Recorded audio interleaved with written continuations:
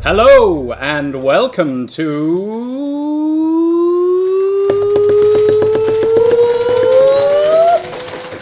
SGDC with your vegan, not true, host, Seamus. No, it's Brian actually. It's time to show your stuff at SGDC, Spelkollektivet Game Developers Conference, I believe. Spelkollektivet is a co-living, co-working environment for video game developers in the south of Sweden, the only kind in the world. Every week we show our stuff. So, first up with a very vague title of the topic, Yes. It is Remy to talk about Yes, I assume the progressive rock band from the 80s.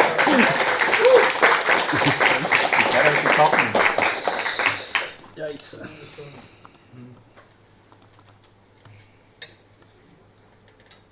Alright. Bonsoir. I'm Remy. I make games, like this one. It's part of the Time Masters Festival on Steam right now. This one, that I updated yesterday, like every week. This one, that I swear I'm still working on. If everything goes right, if the stars align and everything, maybe tomorrow for the playtest I will be able to show something. And for this one I will definitely show something tomorrow. But for the next 2 months I won't make games. Instead I will do other stuff like cool shit like this, or Burning Man, eating cheese in France, yeah, like summer. That's gonna be great. Any questions? Why? Why leaving? I don't know. Everyone makes mistakes. But I will come back. That's the important part.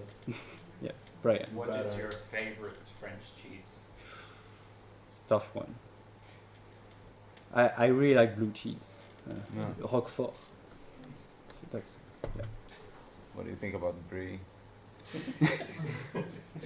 I think brie is the most boring cheese. No. Right. Okay, this is my last joke question. What do you think about camembert? I actually like a good camembert. It's like brie but better. Like brie but with taste. What sort of climbing was that? Is it like free climbing roads? It's called Via Ferrata. It's easy climbing. It's like still in the mountains. You still have the great view and everything, but you have like shit ton of ropes and things to grab onto, and you're like secured on a lifeline. I love this. It's like between hiking and climbing. I love this. There was a question over there? No? Brian already asked the same question. Okay. Never mind. No more questions? Alright. Oh, right. Will you be back in time for Halloween, do you think? Yeah, I will definitely be back before Halloween Game Jam, and I will be part of Poznan as well. Yeah. Okay. What about Stanley? Yeah, I am setting up a Stanley care party. Like I already have 3 people at least to take care of Stanley, and like of course everyone is welcome to visit at any time. I will keep my room open. Yeah, and Stanley will stay at Spelkollektivet for the duration. Yeah. I didn't ask this when the stream setup changed, but is that Stanley on the fireplace in the corner? Yes. And can you pet him? Oh, what? No, it's in the overlay. It's in the overlay. Okay. That's one. Start heading. Now you can pay the real Stanley. Start heading upstairs. Is Stanley gonna stay here? Yeah. Yeah. Okay. I think it's stressful for both Stanley and I to travel with him in a car. Yeah. All right. Thank you very much.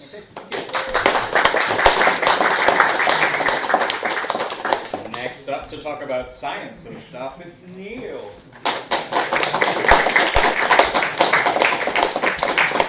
Alright, hello everybody. Hello, Neil. Since Remy went so quickly, I can go a bit over time, right? No, I'll try my best to be in time, but I have a lot to talk about.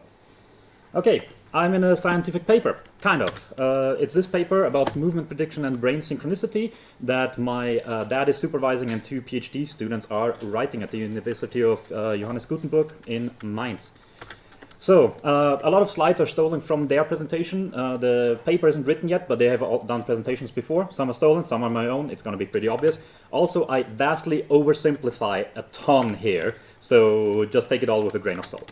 So, what is this about? It's a study about how brains can synchronize. The brains of multiple people can synchronize. And they did an experiment with multiple listeners, and on the bottom right is the resting brain waves, just what they are thinking, kind of. And you can see they are all over the place. However, there was an experiment. If you introduce a speaker and they all listen to the same talk at the same time, their brainwaves synchronize. Now, this synchronicity is caused by external influence. It's not quite what we're looking for. We want to see if brainwaves can synchronize just by people collaborating. But yeah, this is what we want the final graph to look like. So here's another one of their slides. I'll simplify. Why are we doing this? Well, it's simple. It has been proven that synchronizing a student's brainwaves to the teacher's brainwaves vastly increases the success of learning of the students. So we kind of want to research why or how can we improve the synchronicity so it's easier to teach and it's easier to learn. So yeah, for that we wanted some, this beautiful slide, but pretty much what it says is we wanted to measure certain activities where 2 people need to collaborate, their brainwaves could sync up so they can work together. However, the problem with a lot of these examples like dancing, rowing together, carrying something together, or whatever the 4th one is, I'm not entirely sure, is that a lot of movement increases the artifacting or noise in the measurements, and it's pretty much useless. We can't do anything with it. So, here's the plan. We sit down 2 people with these brain electricity measurement devices. We make them play a video game and we put up a wall between them so they can't communicate in any meaningful way other than their brains just naturally synchronizing. And that's where I came in. So we have this beautiful long slide, but what's important is I'm on here. So I made them a program where they could measure this stuff in a meaningful way. So here, this is pretty much what I built. You can see Harry and Hjalte playing. Thank you so much to the 2 of you. So pretty much the task is they are the green dot and they need to follow this path and collect the checkpoints. The important thing is one player can only move left and right, and the other player can only move up and down. So they kind of need to work together without talking to each other. And yeah, it just goes a full loop around. In the background, I measure a ton of variables, and it's synchronized with the brain electricity measuring devices. So yeah, very briefly how I did it. This whole thing is pretty much a spline that goes in a long circle. I use DreamTech splines for it. Back then I had to pay for it. Now it's free. It's open source as well.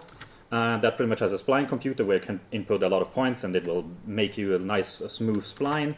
And it has a spline projector that pretty much says, oh, how far is the player from the closest point on the spline and where is that point? We needed that for a lot of our calculations, so that's why I introduced that. And here you can see where the closest point is on the spline, and I had a huge problem with it snapping to the wrong position for some reason. Here you can see it where it's definitely should be, the closest point should be down towards the center of that spline. It's not. So I went to the Discord server of the creators of the spline tool, and they were like, overlapping splines bad, don't do that.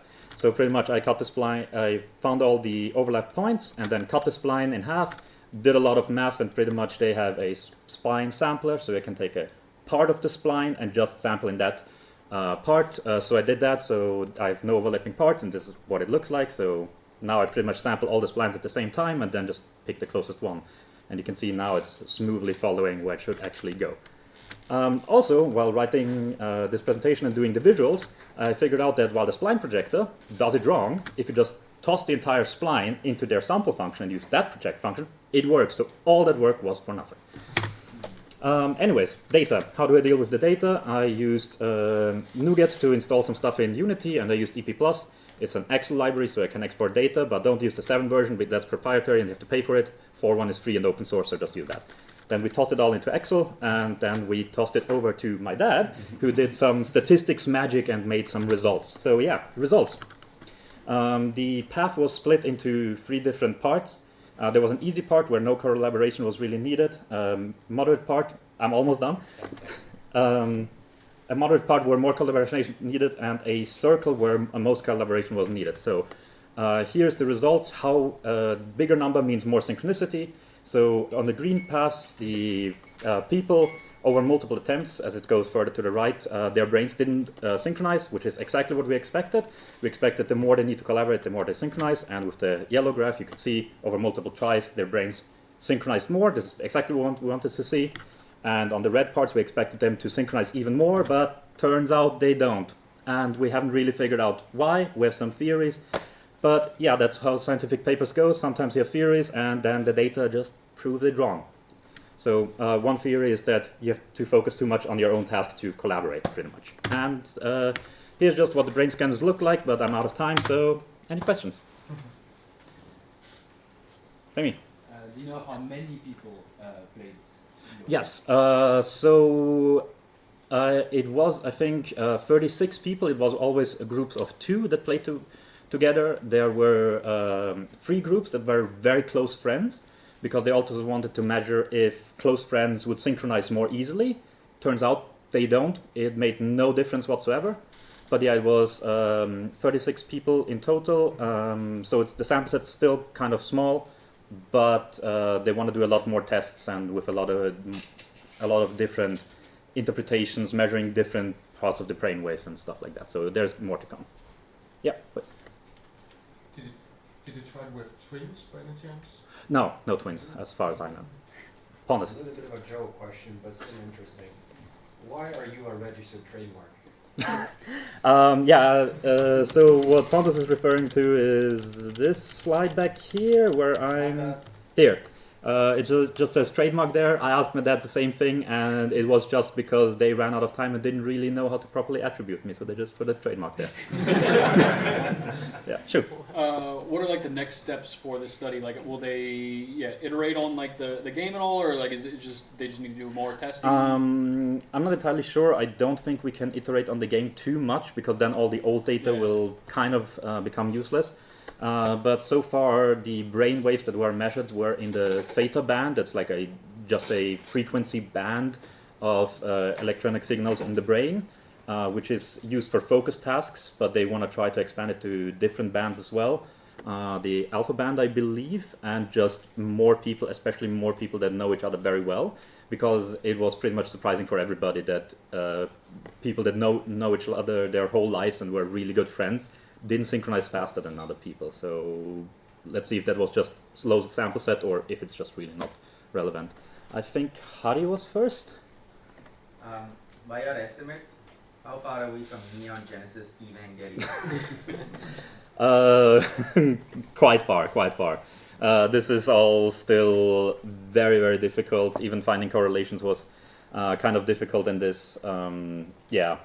Not anytime soon, though I have tried controlling a video game with my brain before. So, yeah, there's that. Pontus.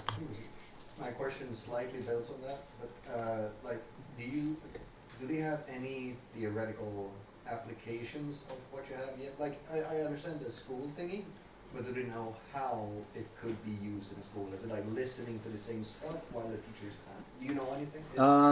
No, I don't really know yet.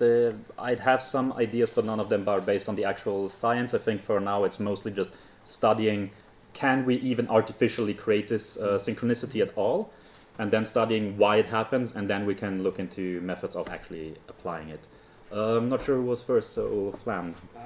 You said that one player gets up down, the other player gets left right. Yes. Did you consider rotating it 90 degrees for each perspective, so they're both doing the exact same task in a way? Like they're both doing the same axis? No, I've actually never thought of that. Might I don't be know how much interesting. you're looking to eliminate variables for the study. Yeah, that might actually be very interesting. Initially we thought the game was also too easy, so there is also a functionality to introduce gravity that moves everything towards the center, so you always have to act, but it was already difficult enough to get the data out of this, but that might be simplifying it. I'll suggest it to my dad. I don't think I know your name yet, sorry, but... Sorry if you've mentioned that already, but how did you get involved with that study in the first place? That's because my dad is the supervising professor at the university. He's a professor of sports neurology. Yeah, that's pretty much it. How do you again? Sorry, this is serious though. It's like while doing the task and even seeing the data, it seems like there was more synchronicity on the slants. Mhm. And I feel like maybe, this is a guess, it's because like the goal was very clear, but it also wasn't too complicated, so I could do what I had to do, and then Yelda did what he had to do. In the curves, you know, the rings, there's way too much variance. So perhaps you could try again, combined with maybe Flan's idea of like rotating something more like you know, polygonal with like lots of slants. Maybe. Yeah, I don't know. yeah. We had a lot of ideas, but yeah, we need to iterate on, and we can talk about it later. No feedback. It has to be a question. Yes, Chris. Do you think the unexpected lack of synchronicity could have to do with the emotional response, like something like frustration or something like that, being unique to each person? Well, first of all, I'm not directly involved in the study of the brains and stuff like that. I just made the program, but my dad does a lot, so I have some idea, but very, very limited, so take it with a grain of salt. Yeah, I think it's very much so that during that time it's a stressful time because you have to focus so much on what you're doing on your own that the brain just goes all over the place and doesn't really line up with what the other person is doing. I need to fix my stuff and can't think of the other. Do we have time for more questions, because this is getting... One more question. Did you look at all into the patterns of like the rhythm, or like some other patterns that like maybe describe the strategy that the people were like using to like, No, not as far as I know. I haven't, Thank and I don't think that was in the paper so far at all. So no. I don't think it. Okay, well, thank you so much, everybody. I'm sorry for taking a while. Alright, I'm gonna skip the next one because it's a sad one. If we never do a leaving presentation, they can never leave. No, I'll do it at the end. So next up, doing some shady dealings in the back rooms, maybe not. It's Marietta. Such an ominous title for some reason. I don't know what that says to me. Every game has its back rooms, and so does Korter 1996. So, spoiler alert, if you want to actually discover this playing yourself, so then don't look. Close your eyes, it's okay on you. But we've been kind of getting ready for demo launch in a week. So we have new stuff like main menu. So we should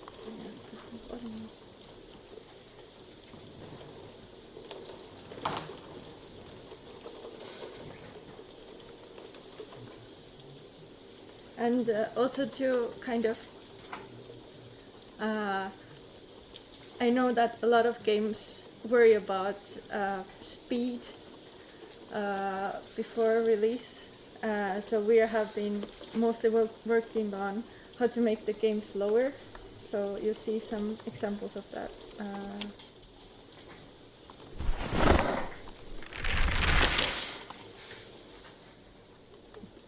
So first task is unpacking. Unpack a thing.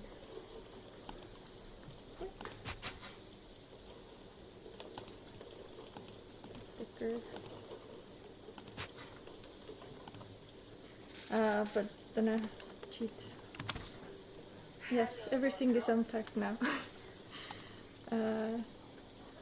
This is my new apartment. I just moved in. There's lots of storage space.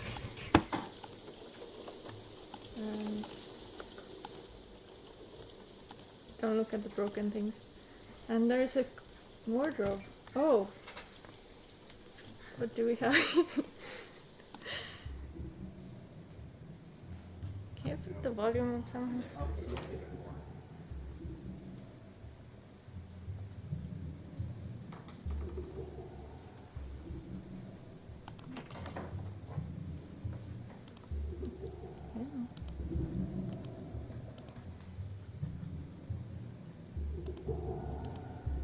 Oh.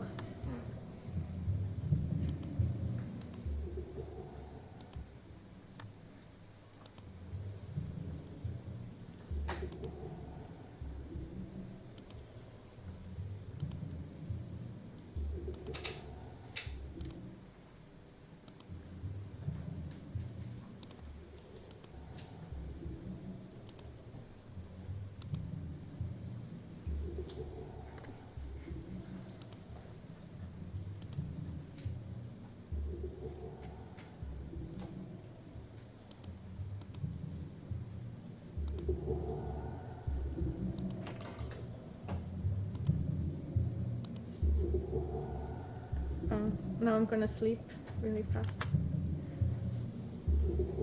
Work.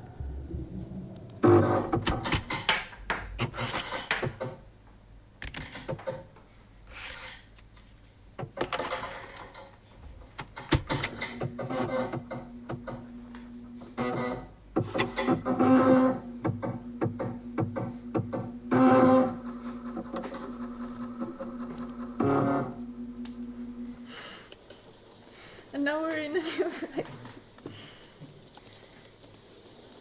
So this is like the main feature we added. Also have some glow, which didn't have before.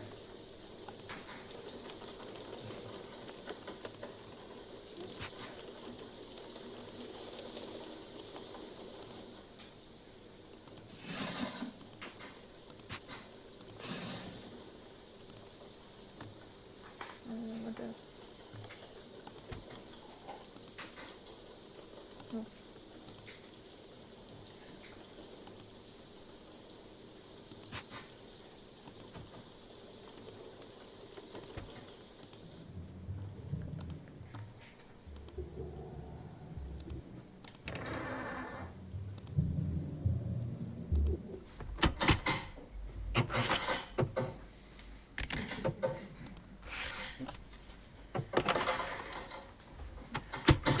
The environment load in time 15 seconds. No. 5,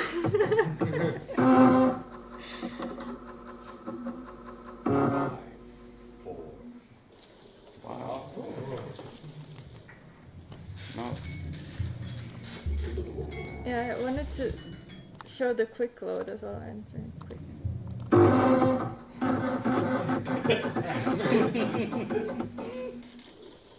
This was the quick word.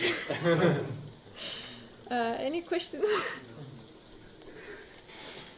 Yeah. I'm curious because I've never seen any of this. I didn't realize the interdimensional stuff was a part of the game. Will that be included in marketing materials at all, or is that meant to be like a surprise that you discover after you've bought it? That's a good question because I think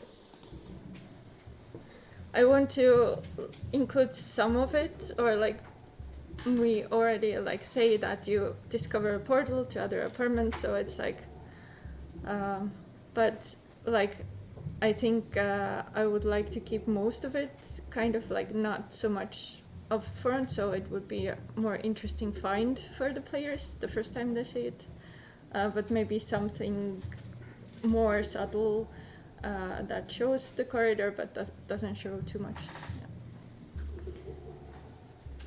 Yes? So in most games it's usually trying to keep loading times low and keep frustration of the player low. How do you come up with the idea of artificially increasing or introducing? Yeah, it was actually like at the same time I was thinking about how to visually bring in more retro feeling of the game, because I want the game should be evoking nostalgia for the player. But I was also playing some games on floppy disks on the Amiga here, which Andreas has, and I got the idea from there because we saw like playtesters as well, like clicking really fast to the next scene, and it didn't have the dramatic impact of entering a new place if you can like just click through it. And yeah, from playing a game on discs where you have like, oh, you went outside of the building, that's on the other disc, then that seemed like a fun idea of like the idea that each apartment is like physically on its own disc, like in kind of the lore of the game, I guess, would be a cool retro thing to play with. Yeah, Brian. So you had the long loading sequence before, and then you had a quick loading. Is the quick loading something you just did yourself, or is it when you've already loaded an area previously, it does a quicker load Yeah. from then on? Yeah, so the idea is, it's not fully implemented yet, but the idea is that each apartment has its own disk, so to say, and its own kind of loading sounds. And whenever you enter the disk first time, you'll get the full loading sequence of like actually putting the disk in. But then for ease of playing, like when you start going back and forth more, then we'll have the short loading time, which is more like symbolic of like, yeah, loaded. Yeah. Are you considering adding any kind of like visual element to the loading screen? Right now the visual is just the hourglass, and I also think that it's more like the visual is that everything stops, basically. That it's like emulating the feeling of, oh, game froze because now we need to switch disks. And so I don't think I'll add something to distract from that feeling, I guess. Remy? How about like when the loading happens, you will like be teleported in front of the computer on which you're playing, and then you have to find the right disk on the shelf to put it in. So you turn it into a puzzle, basically, where you have to find the right disk. Yeah, I think the way the game is right now, that would be a bit too early to do something that crazy, but maybe at a later stage just to break the fourth wall more.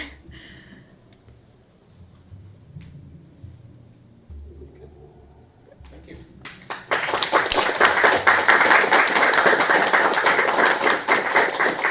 Next up, to talk about maybe already spoiled glowy stuff with James. I call you James, so never call you James. Hello, I am also on that project. I'm making here's a presentation. So this week we wanted to get those back rooms all ready to go. It's sort of like one of the last, I guess it's like the bit we've neglected a bit, where previously you just had to go straight through and get to the next place. So we spent this whole week working on it, and I did loads of cool effects, and I'm really happy with lots of these. So let's just do like a quick summary of I'm gonna just jump into like, here's some stuff I did, and if you want to talk to me more about it, talk to me later, because there's lots of stuff, lots of layers. So I added outlines for when you're placing and picking up things. It's really useful for the user to see like what they're hovering over. And I added a glow as well, which you saw especially in the back rooms, but also on some of the lamps and things. We've just sort of got this working this week, so we're going to try and put it on more objects and see if it works. But yes, the way to get started with this is, if you want to add some of these extra effects, which are a bit more complicated than just doing a single shader and changing... It's basically, if you want to change pixels outside of your meshes or your sprites, you need to start doing some more complicated things. So what I do is I set up a couple of cameras. One is the outline camera. So if I want something outlined, I put a sprite in there and I set this outline renderer onto the outline layer. The cameras are set up so that, in the scene view it looks like there's this horrible green square, but that doesn't show up on the main game camera, but it does show up on the outline camera. I'll show you in a moment what the outline camera actually sees, because it's kind of just block colors. So I place outline sprites and I place glowing sprites. This isn't limited to a 2D game. This is just, I've placed sprites because we've got a sprite game, but if you placed a 3D mesh and you put it on, you did the same thing where you put it on a layer that's only visible by one camera, it will only show up on that camera.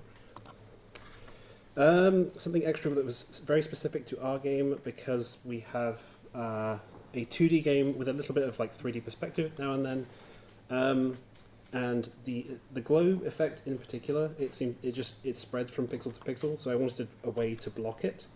The reason I did this like this and not just like, just cut off the sprite here, is because putting in an actual blocker let me do a bit more stuff in the shader, so it can't even spread this way. It's not just that it just ends there, and also it gives us this option of like dynamically placing objects in front of glowing stuff and having it not spread there.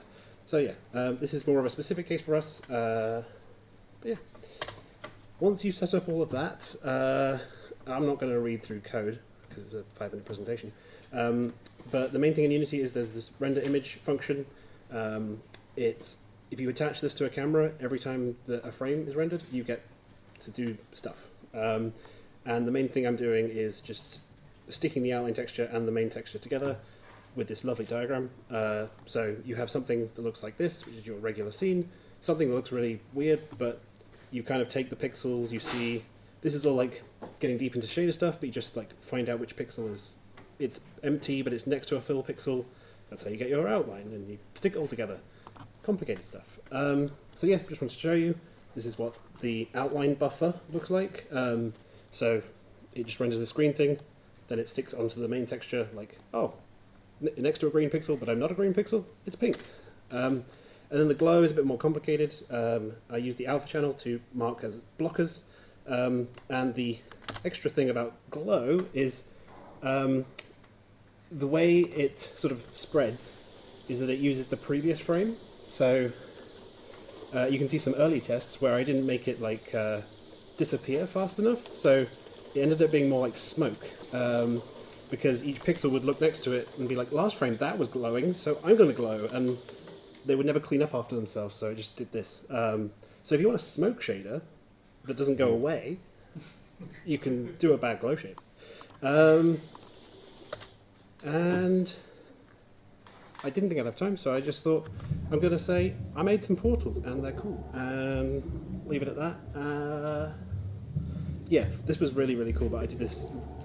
This is like 5 different sheets of rain moving over each other and just like multiplying together, and like if it's really rainy on these 4 sheets of rain and it's not too near the edge, it becomes solid, and if it's not, then it gets discarded. You can do a lot of stuff in shaders if you just do some maths and then discard the pixels if you don't want them.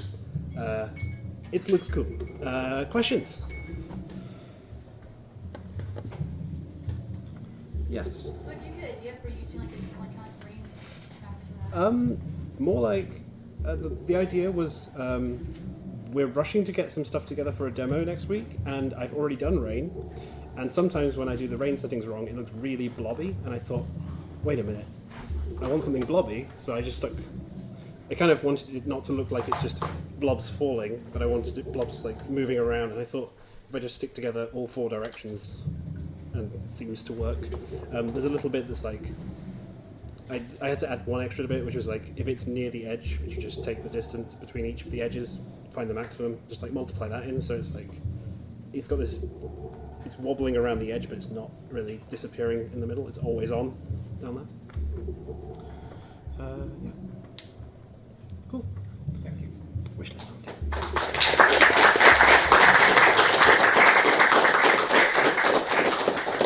Okay, next up to talk about their weekly progress, it's Adrian.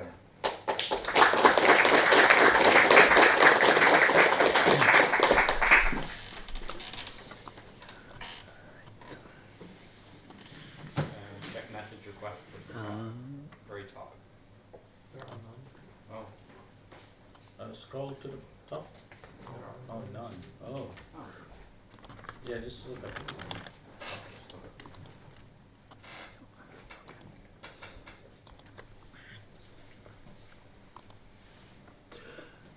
Yeah, so I want to share a bit about what I've been up to this week. I've been working on my upcoming project called The Masquerade, which I plan to release a demo for in September this year. It's a murder party game from 2 to 8 players where you are simultaneously hunter and hunted. Yeah, in a nutshell, that's the gameplay. You have a lot of characters on the screen, a lot of them are NPCs, and they wear the same mask as your character, so you have to blend in with the crowd to hide from your hunter, while completing tasks around the level to reveal your target's mask, to investigate, Then you have to track your targets, and you have to find some weapons and to eliminate your target before your hunter eliminates you. And then the more targets, the more quarry you eliminate, the more coins you earn, and who has the most coins at the end of the turn kind of wins the round. At the end of the round, win. So I was specifically working this week on menus and specifically foreshadowing what will be in the full game. That's something I've learned from the Tiny Glade demo. I don't know if you've played it, but I think they do a really good job at like saying, hey, this is the demo content and this is what's available if you get the full game. So I didn't do, so for example, just a statistic, like just showing a lock next to to whatever is not available for the demo. I will do the same for this bazaar screen, which I'm working on. So it's basically when you finish a round, you earn some coins that you can spend to get some cosmetic in what I call the bazaar. So you can get more masks, more faces, more like emoticons. I wanted to show one of them. I also did like this small video to illustrate a bit the one emoticon I was working on. So I added like a dancing emoji. I'm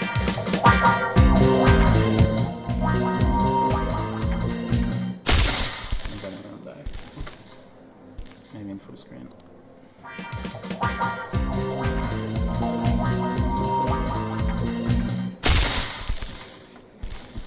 So I like to describe the game as a bloody version of Where is Waldo, because that's pretty much what it is. So screens, emoticons, that you can get there. Another thing I implemented is a quick match. So my previous game was also like multiplayer party game, and one of the things that a lot of players complained about was that it was difficult to find games. And part of it is because, well, it's a small multiplayer games and the community isn't so big, but also because there wasn't any quick match like functionality. I just had like a server browser, and I think modern players in multiplayer game, they expect to just load the game, jump in. But while implementing this functionality, I also had to think about the algorithm to, like let's say you hit quick match and then there are 10 servers available. How do you pick? How does the system like prioritize the servers that you should join? So I came up with like this quick formula where basically it prioritizes servers with a higher number of players and a lower ping. So let's say you have 7 players, and then it attributes like a server score to each of these players. So let's say you have 7 players, 200 pings, the server score is 350. If you have 5 players, 70 ping, the server score is 714. So in this case, it will prioritize the second server. And finally, the last thing I've done is implementing like this secret new room in the level called like the dungeon, and it has kind of two goals.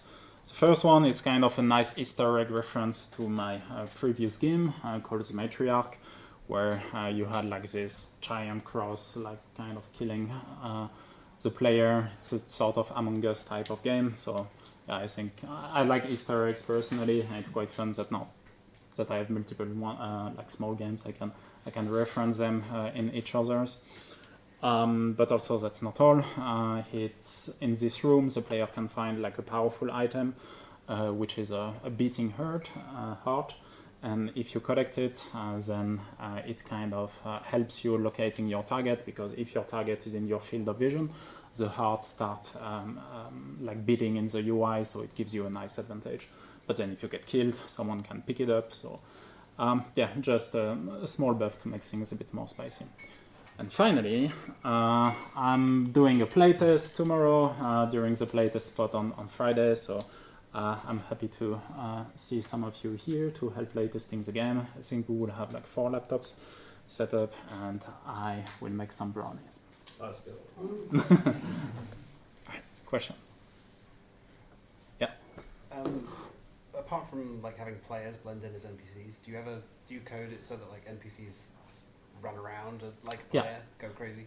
I do have a system called like events in my game where to add some spice as well and to break have different space where sometimes all the NPCs will go into the dancing room and they will start to dance. Usually their default behavior is just they move to a random point. They just stay idle there and then they move again to another point. But they prioritize points that are nearby, like activities or tasks. Yeah, it's just to tie in with that point. Like the tasks you're handed. Yeah. To know the information that you get, like the target and stuff. Are these things that the NPCs do? So the task themselves is just a UI element. So the other players don't see, they will just see you next to the task, like Among Us, basically. In Among Us, you can fake making a task, you just stand next to it, and the other players don't really know.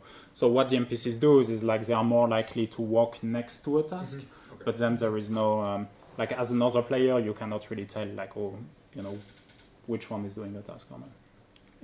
I'm curious, with your last game, since there's some kind of overlap, were you able to reuse any like code or I guess like design? Yeah, absolutely. Very much like the whole server setup, or like even the main menu is very very similar to my previous game. So I did a bit of I'm developing the game with blueprints, so I did a little bit of like copy pasting with blueprints when it comes to the UI mainly and the server setup. Yeah. You mentioned blueprints. This was made in Unreal. Why Unreal for a 2D game? Because I don't know how to code and I have blueprints. You don't need to code with blueprints. I mean, guess what you consider. Depends what you consider as coding. But yeah. Did you ever consider using Playmaker in Unity? Using what? Playmaker. Playmaker? No, I don't know it. I mean, I mostly chose Unreal because I've used it during my studies, and then I got very comfortable with using the engine itself, and I didn't really see the point of it's not, it has some issues with 2Ds and flipbook because it's not really optimized for it, but so far there are very little things I wasn't able to achieve with Unreal when it comes to 2D.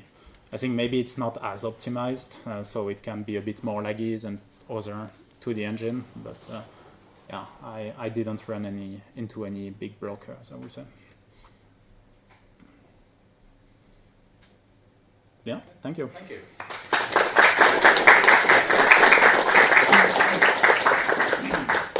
Next up, returning homie with shark-related updates, it's Dennis.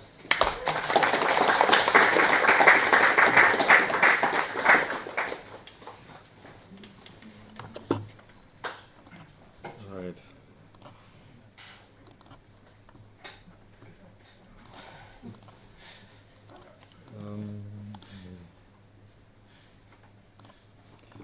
Hi, my name is Dennis, and I'm better known on the internet as Lin, and I'm the developer of the game called Shark Rain, in which you play as a cute shark girl in this big ocean world with islands all over the place, and you can transform between a human and a fish form and swim around and explore these islands. And for Shark Rain, I am utilizing a plugin for the Unreal Engine 5 called Fluid Flux, which is a fully dynamic 2D water simulation system. And with that system, you can do all sorts of things. So the primary mechanic in the game is going to be just spreading water around with your water guns. You can shoot stuff. There's going to be like special abilities connected to the water simulation. You can flood the entire world of like one of these islands.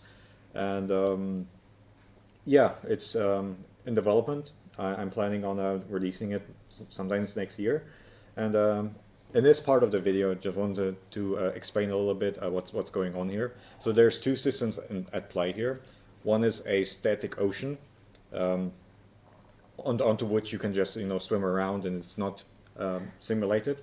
However, as soon as you approach an island, it will load a map file which contains a container, like a fluid flux volume container in which water simulation can happen. Just wanted to show it off here to give an idea how the actual game might be able to be played in the end. because it's going to be like semi-open world, as you can like explore these islands. And here's something broken, but actually I think this is quite interesting because it shows a little bit what I mean with the container that is actually doing the physics, not the physics, the water simulation. And yeah, wishlist, please wishlist it on Steam. It's called Shark Rain. I can put it into the Discord later. I think I already have a showcase page there. And yeah, any questions?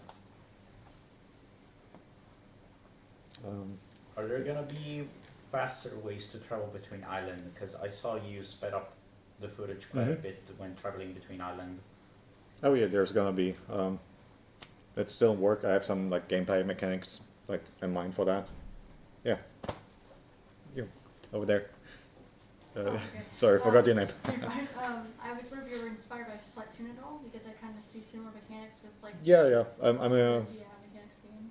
Yeah, absolutely. I'm a big fan of Splatoon and Nintendo games in general, and I'm like copying a lot of their like game design philosophy for my game as well. And but it's not going to be quite like Splatoon because Splatoon, the mechanic there, the ink, is that it's binary. Like you have ink or you have no ink. With a water simulation here, you sometimes can have like a little bit of water, but like it's not high enough to actually swim around in it. It's quite complicated to actually make something out of this, so it's gonna actually be, it might look like Splatoon, but the gameplay is actually gonna be like dramatically different. Yeah, Chris. So you're traveling between levels, basically through the ocean. Mhm. Would anything happen on the way, like in the ocean, or is it just the distance that you're traveling? I'm not so sure about it yet. There might be some stuff you can encounter under, in the ocean or underwater. However, I want the main like conflict of the game to be happening on land, because the kind of like the theme, the philosophy of a Shark Rain is going to be that, you're playing as a shark who used to be in the ocean the entire time, like only knows the ocean for her whole life, and then one day decides, hey, I'm just going to walk around on land and see what's there. And it's kind of a metaphor. It's about like, stepping out of what you're familiar with and putting you like, an unfamiliar situation and like learning new things about you. And yeah. Two-part question, kind of. How long are you planning on staying this time, and what do you intend? Do you intend on working on anything specific for the game while you're here? So I'm staying only for 2 weeks. I'm just mainly here to visit and do some playtesting. Like primarily focus on like really working on this game for the next 2 weeks, and hope like in this environment that it will like kind of like motivate me to like, because it's I still have to do like the way I finance myself is that I do like freelance 3D work, and so I have always to balance like these two things out, and like I often get too distracted to actually be able to work on my game. So like for these 2 weeks I really just want to focus on that. And yeah, I'm just here like meeting up with friends again, showing people my progress, doing playtests, getting feedback, and yeah. Question from chat, maybe? How does the fluid simulation impact the performance? I did some benchmarking in that. So what's interesting about the fluid simulation is that what is impacting performance are the sources that are spawning water.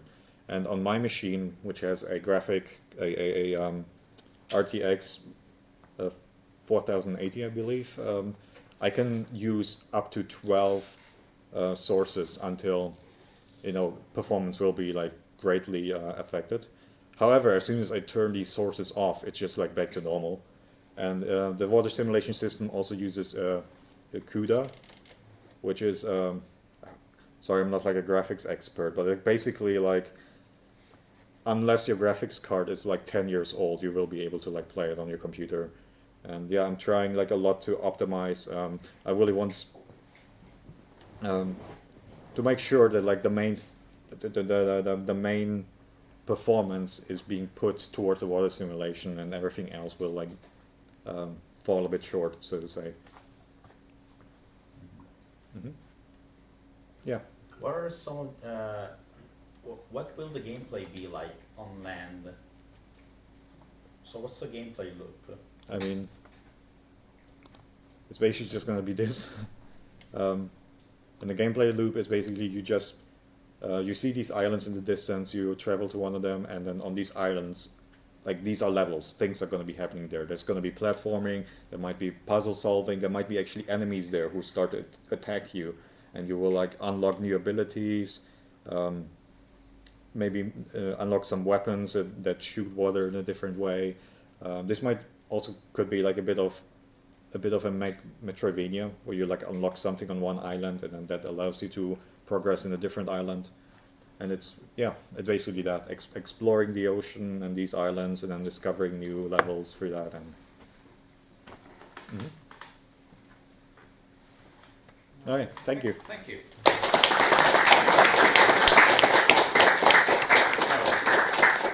Matteo, are you allowed to show in public? Yes, sir. Okay. Well, next up, to talk about advertising, it's Matteo. It's the most beige way I could have put it. I'm sorry.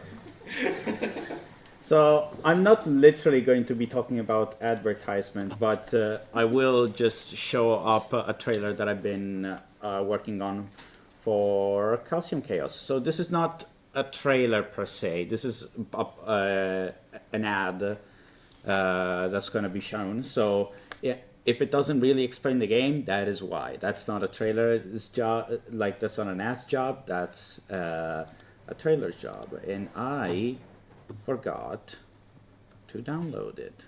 So I'm just gonna do that.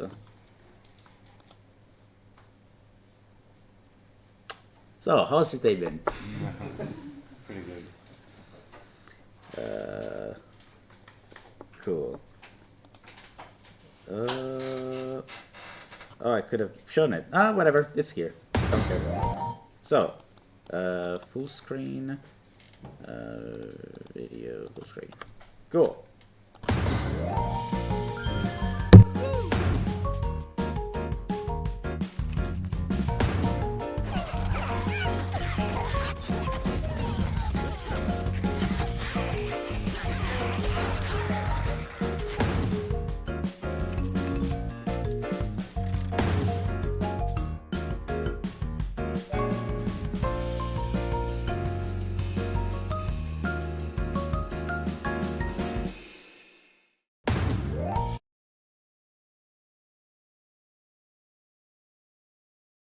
Also don't need to mute it anymore. Cool stuff, but so this is what I've been working on this past week. Mostly iterating on the process of the trailer because it looked very different, like the very first version. For example, these parts about like finding and collecting was supposed to be like split in the same screen like 3 times. So one played after the other. The reason why it got cut, 2 reasons. 1, I was too lazy to do it. And 2, I feared that having 3 things in the same like space would have drawn away from either. Even if they were to play like consequentially, it still would have drawn away attention. Also, there's not as much real estate, considering that they would have had to share the same screen. Initially, also the chaos part was too slow. There was not enough chaos going on. So what happened is, with the help from Hannibal, we recorded some new clips, and so that's what this part is. It's some of his gameplay, and the part about 1 million plus combination, it's actually 1,700,000, was the last part being recorded because I didn't know what I was going to put in here. And this part was, nobody will notice it. So I'm like, do I really have to mask it? No. When the screen transitions, you can see that, for example, for screens like this, I just push a clip up next, essentially. And since these are screenshots of the full level, they have the level transition up and above, which is cool. But the last clip does not. So I sped it up just a bit more so that you will not notice it. I'm so sorry. Also, some of the editing was a total accident. For example, this part was me experimenting with like doing, so this is parallax, so this is 3D. I was experimenting with it, and I accidentally added 2 keyframes that gave me this. It was way more jittery before, and it so happened to be that the timing between me grabbing this item and zooming out was perfect, and it looked intentional. So I was like, I'm gonna keep it. It is totally intentional. Turns out that Premiere does not have a way to animate sprites. So what I had to do was I had to combine the sprites manually because I was given a sprite sheet. I'm like, what the hell am I going to do with these? So I turned it into a GIF that I put in Premiere and I cut because it kept looping. But other than that, yeah, this is a pretty cool game. You should wishlist it if you haven't already. It's coming soon. Yippee! Questions? Exactly on time. 1 second to spare. Where will the ads be run? Do you know? Probably Twitter, because that's where video ads do better. Maybe Reddit. I actually do not know where the ads will be, but Twitter is when optimizing this ad, it was my primary concern was Twitter, which is why I've chosen 30 seconds. So during the production of this ad, the music track in the background is 45 seconds. So I chopped off about 15 seconds. And then asked the composer to actually like make the track actually fit, because it had a very harsh cut that I masked with some crossfade, but it wasn't good. So the lower quality version of this trailer is actually like 22 megabytes, which for an ad that has to play like immediately, like it has to load actually, even with people with slow connections. File size was actually a major concern of mine. This one, I didn't care. I rendered it in full quality because I don't care. But for places like Twitter, which is what I was targeting, I wanted a lower file size. I don't know about other platforms, but it's probably going to be the same ad. Any other questions? Cool stuff. Wishlist the game. Thank you. Go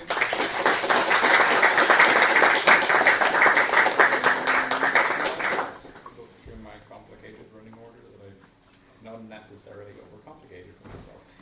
Next up, visitor to the house, I believe, Gustav, to talk about Nox Rot.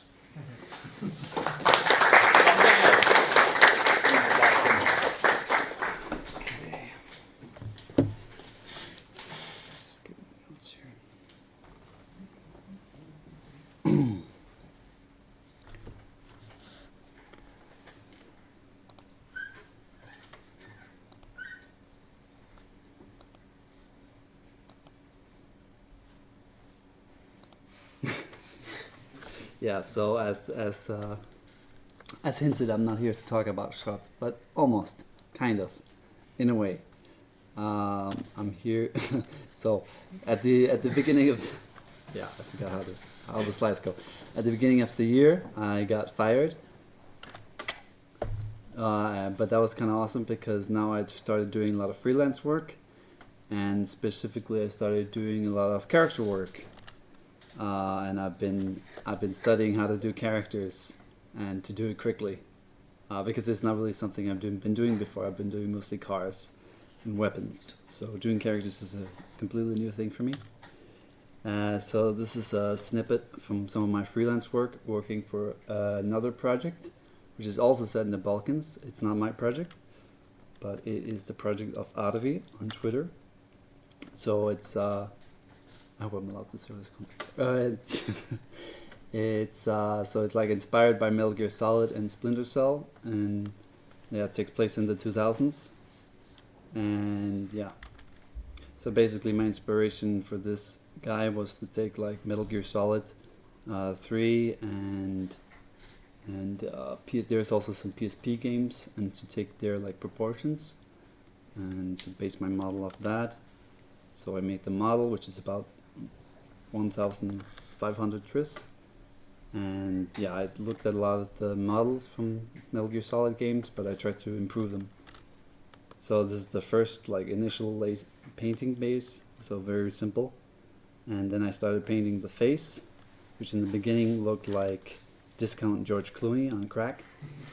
Then it improved a bit, and it was George Clooney hiding in a bunker, and depressed alcoholic, pedal stash. But then finally I ended up at the final character face, which I'm pretty happy with.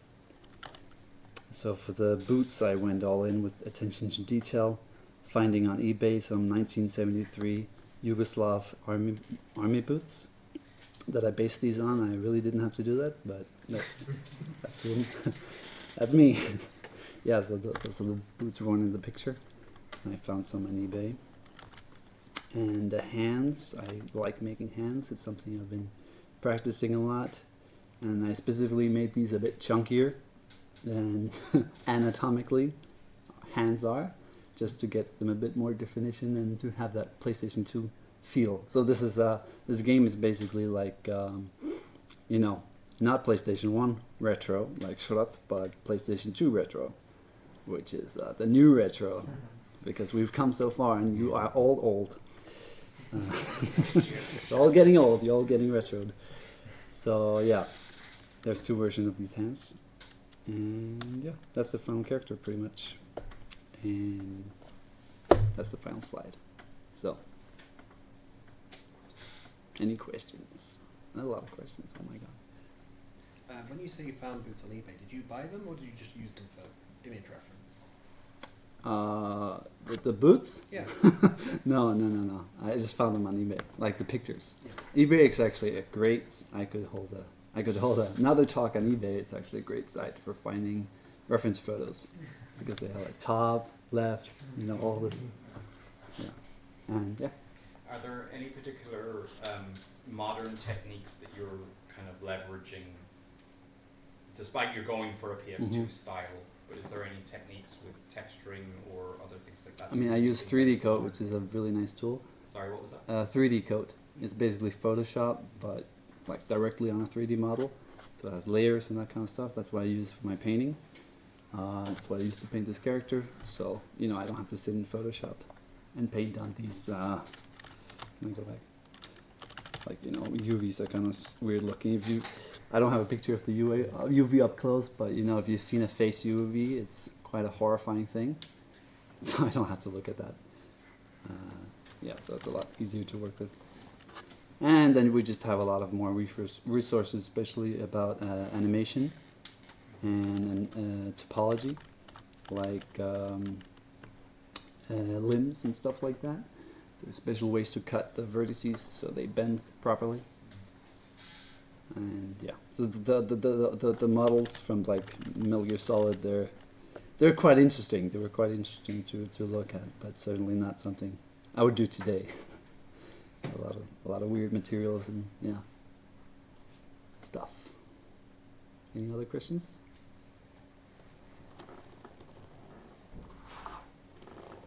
The crickets really add to the silence.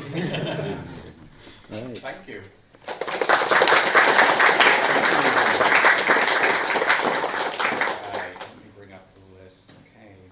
Most of the online presentation is done, but I shall start the gauntlet of sadness now. That's what I call it when there's a couple of goodbye presentations. Let's go in order. So, to talk about what she's been working on while she's here, Cheyenne.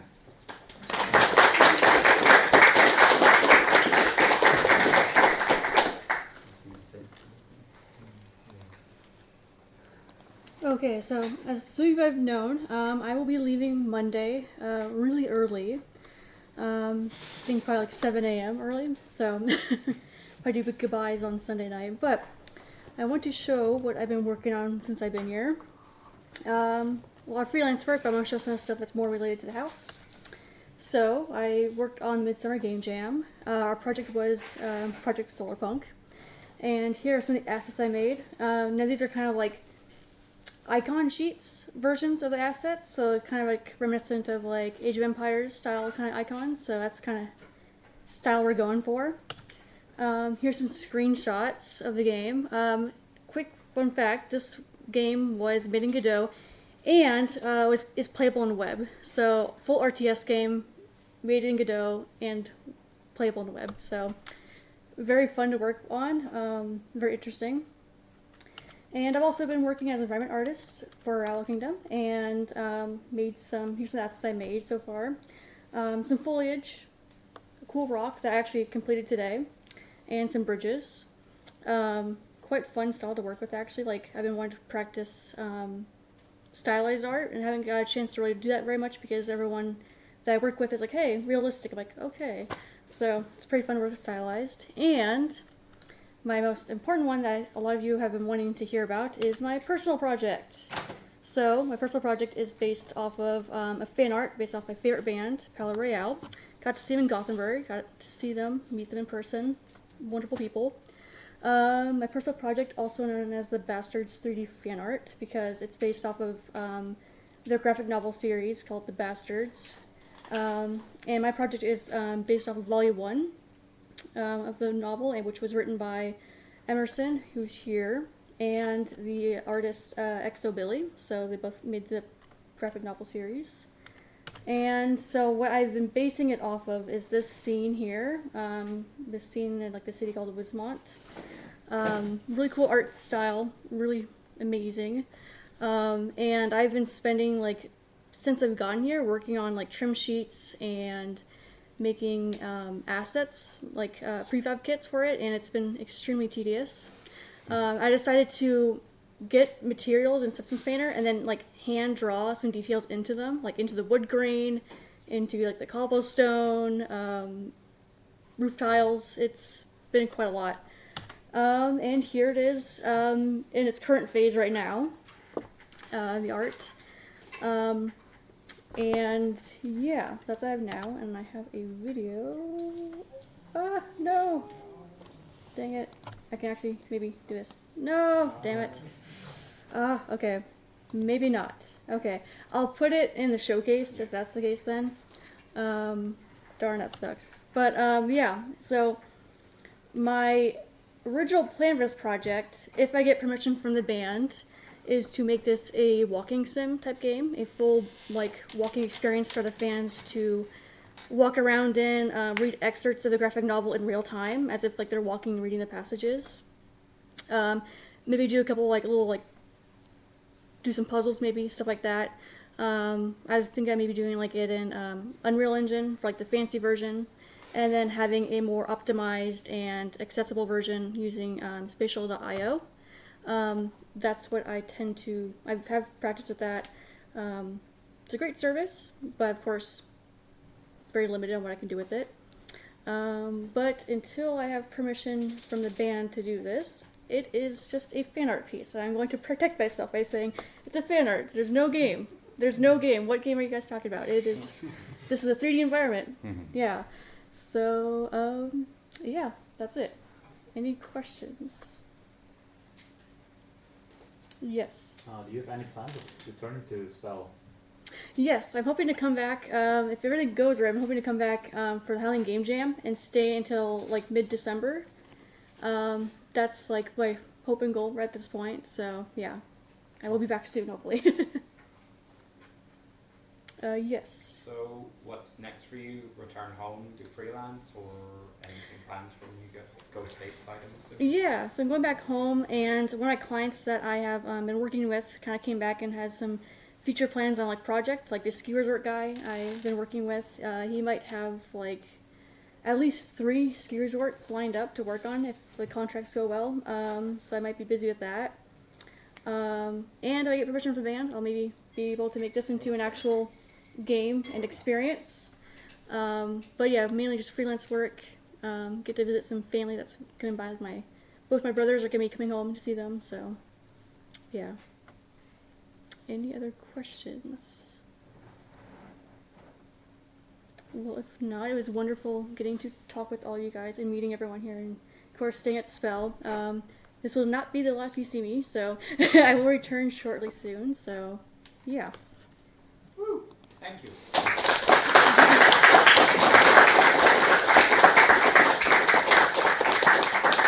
Next up, I think the last of our online presentations, it's someone's top individual. He's the Spikeball King. It's you. Excuse me? Did you factual. ask him to say that? No. Oh my god, I'm so No, betrayed. that's factually inaccurate.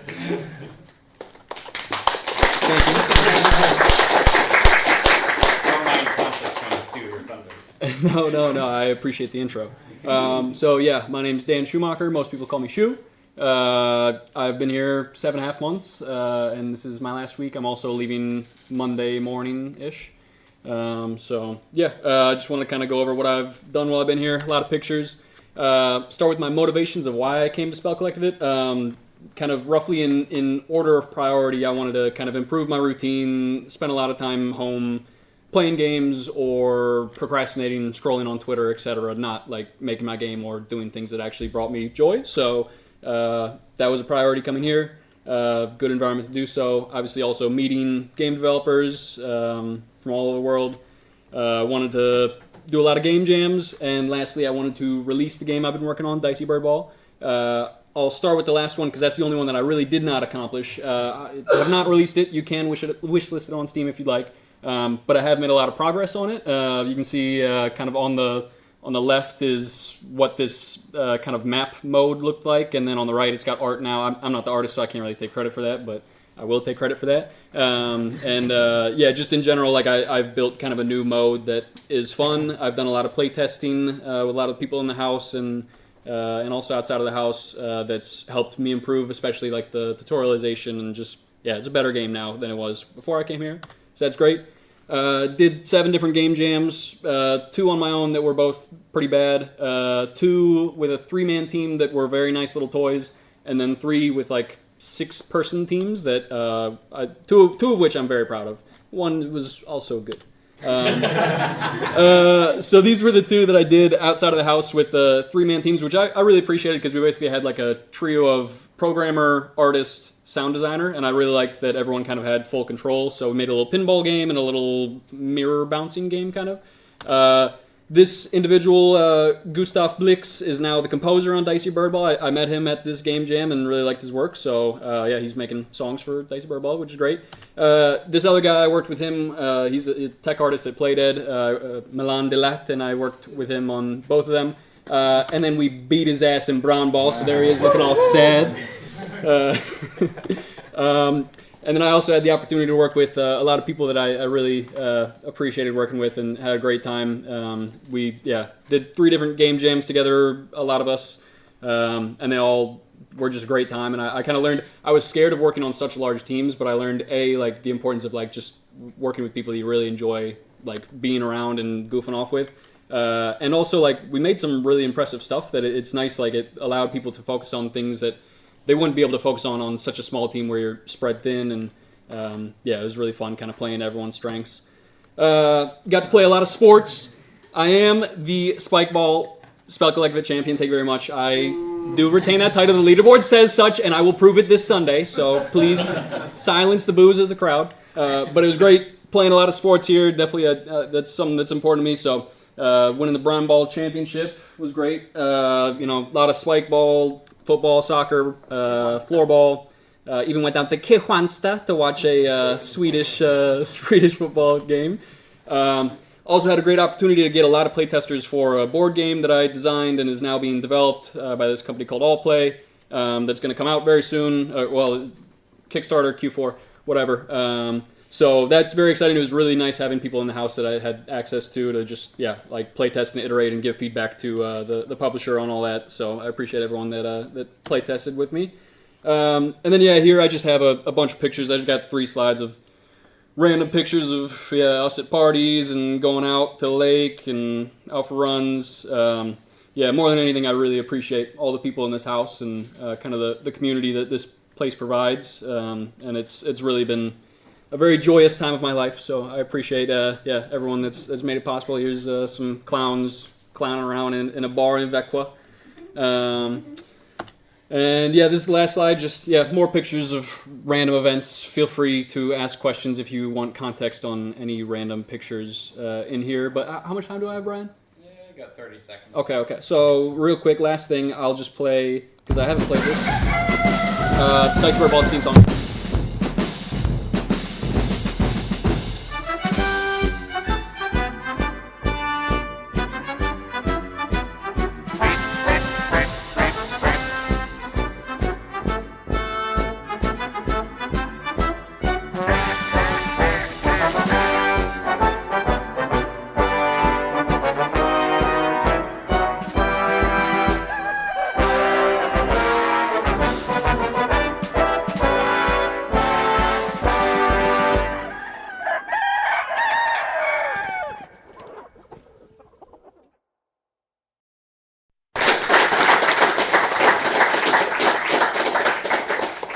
Yeah, thank you. That's all. Any questions?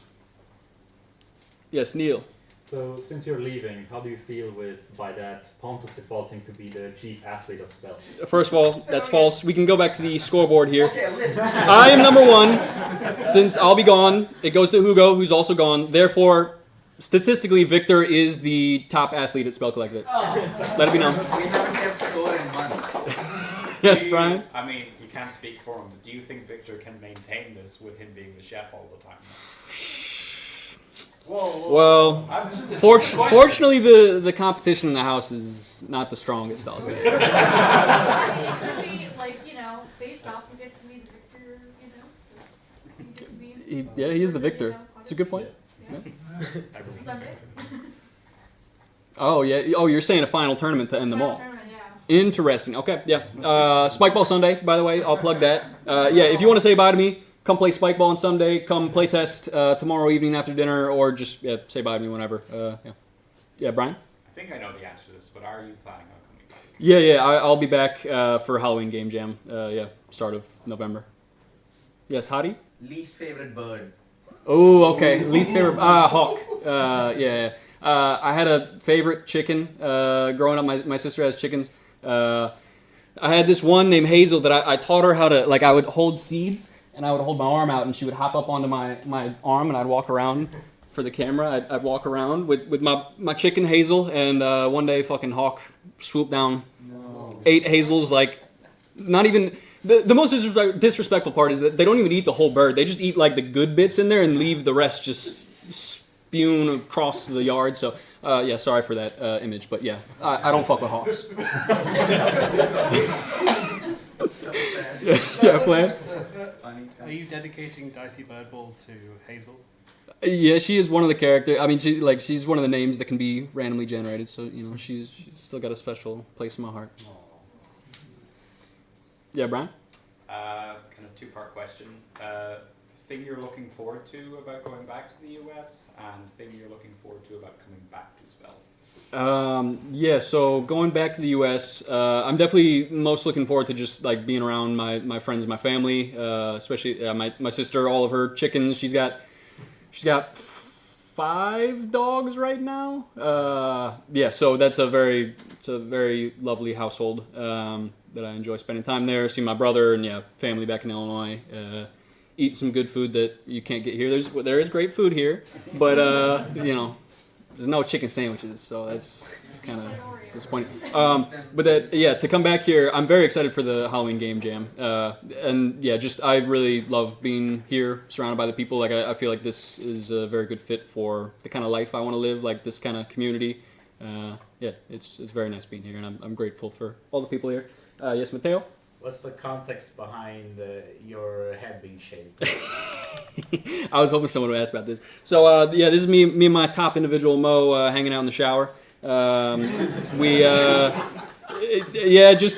needed a trim, so we were like, let's go to the shower and give me a trim, just on the undercut, and we're being a little rambunctious, so I apologize if anyone overheard that incident.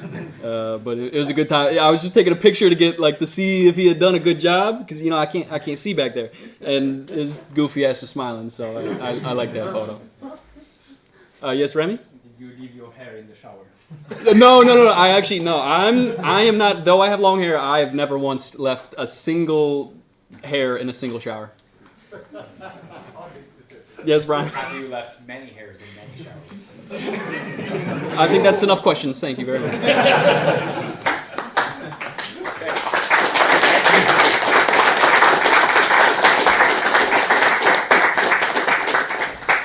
I think that's it for our online presentations. However, we have a couple of cheeky offline presentations. If you want to support us on Patreon, you can enable us to buy cool things for the house and raise the morale of these game devs that are really, putting a lot of hard work into their games. And, sometimes it's tiring, but it's always rewarding, I think. So, that's it for today. We'll see you next week, same time, and we'll show our stuff. Bye! Bye.